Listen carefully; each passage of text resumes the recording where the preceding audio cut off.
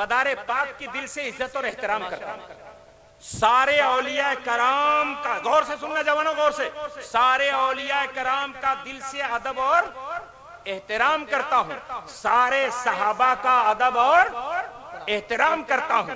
سارے انبیاء کا ادب اور احترام کرتا ہوں. یہ اور بات ہے کہ رحمت عالم کو سب سے اونچا مقام دیتا ہوں.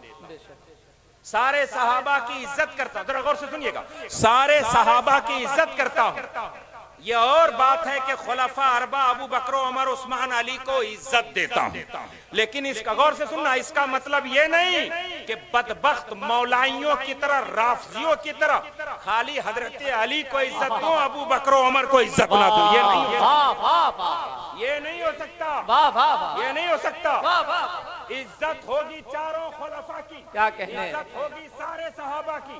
نبی نے کہا میرے اہل بیت کشتی کی طرح ہیں اور صحابہ ستارے کی طرح ہیں. یعنی صحابہ کو دیکھ کر راستہ چلو اور منزل محبت اہل بیت کی کشتی پر طے کرتے ہیں. محبت اہل بیت دل میں رکھنا ہے اور نظروں میں صحابہ کی عظمت رکھنی. بولیے نظروں میں، زور سے بولیے. اس لیے غریب نواز کی عزت سر آنکھوں پر، مگر اجمیر سے بیٹھ کر اگر کہیں کوئی صحابہ کی توہین کرے گا تو وہ غریب نواز کا شائدہ ہی نہیں ہوگا. غریب نواز کی چوکھٹ پر بیٹھ کر وہ ڈھیٹھائی اور بےہودگی کر رہا. بہت اچھا. اس لیے عزت غریب نواز کی چوکھٹ اور ان کے قدموں کے دھول تک کو کرنا ہے، مگر جو صحابہ کی گستاخی کرے وہ قابل عزت. سنیے غور سے، ایسے ہی مدار پاک کی عزت کرتے ہیں.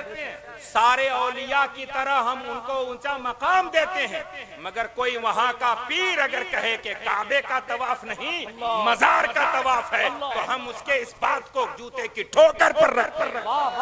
جوتے کی ٹھوکر پر رکھتے ہیں.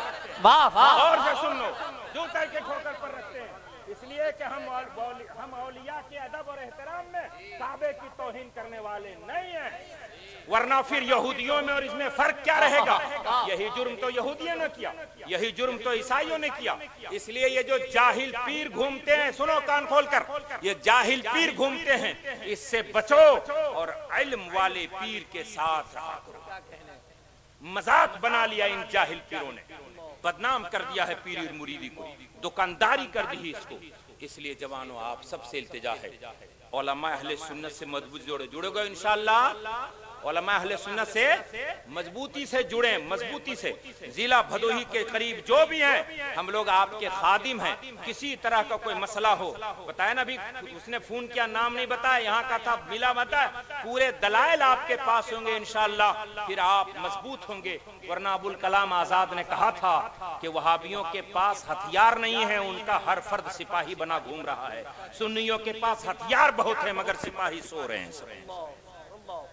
جاگو، جاگو گے بیٹے، نیند سے جاگو گے انشاءاللہ. بیدار رہیے.